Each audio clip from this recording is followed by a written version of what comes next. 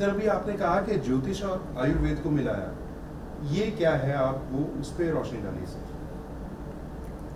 जब कोई भी दो ग्रह मिलते हैं, अर्थात मैंने सूर्य और शुक्र को मिलाया तो दोनों ही आपस में टकराने वाले हैं। मैंने सूर्य और राहु को मिलाया तो दोनों जीरो, अर्थात उनकी पावर खत्म होगी, ग्रहण लग गया। हम कहते हैं कि सूर्य और राहु इकट्ठे हो जाए, ग्रहण लग गया। उसी तरह जब दो औषधियों को जो अलग अलग ग्रहों के उनको मिलाते हैं तो या तो वो पावर बढ़ेगी या कम होगी या जीरो हो जाएगी, कुछ ना कुछ तो होगा।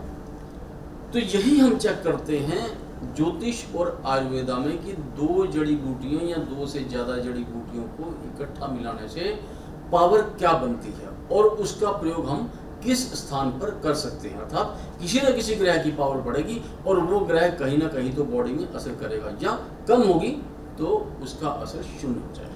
अब जैसे हमारा ये ज्योतिष और आयुर्वेद, ये लाखों साल पुरानी ये हमारी विद्या है। हमारे ऋषि मुनियों ने तपस्या कर करके, कैसे खोज कर करके ये सब बनाया।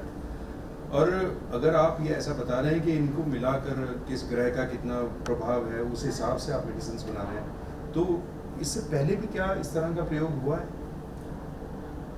हमारे जो पूर्वज हुए उन्होंने बहुत सारी ऐसे टोटकों के रूप में या ऐसी कुछ बातें बताई कि भाई ये करना और ये नहीं करना। वो कहते हैं कि खाना खाया तो खाना खाने के बाद मूली खा लो, अब मूली हजम होने में दिक्कत करेगी तो उसके बाद गुड़ खा लो। तो ये क्या लॉजिक है? मैं लॉजिक आपको समझा रहा हूँ। आपने खाना खाया, खाना हजम नहीं हो रहा, क्योंकि जो खाना है वो सूर्य है और जो पेट है खाना नंबर 5, वो भी वहाँ खाना नंबर 5 भी राशि सूर्य की है, पक्का गया वो बृहस्पति का। अब जब खाना नंबर 5 में कोई चीज़ जाके रुक गई है तो मैंने उसका दुश्मन वहाँ भेज दिया, यानी कि राहु को भेज दिया, मूली को भेज दिया वहाँ पे। अब मूली ने उस खाने को जो भी था सब आगे कर दिया, खिसका दिया, हटा दिया वहाँ से, और वो खाना आगे चल पड़ा, अर्थात वो अब स्टूल से निकल जाएगा।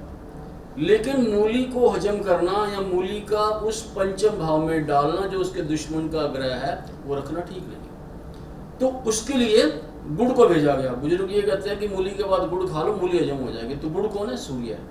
अब वापिस जो सूर्य की जगह थी, सूर्य की जगह पे सूर्य को ही रख दिया, पेट नॉर्मल हो गया। तो इस तरह से बुजुर्गों ने हमें टोटके बताए, बड़े साधारण रूप में, लेकिन उसके पीछे ज्योतिष के महान रहस्य छुपे हुए थे। बहुत साइंटिफिकली आपने बताया इस चीज़ को, और वाकई मैं मानता हूँ ये बहुत बड़ा विज्ञान है सर। हज़ारों लाखों साल पहले बता देना कि 9 ग्रह हैं, किस ग्रह का कौन सा रंग है, किस ग्रह की दूरी पृथ्वी से कितनी दूर है।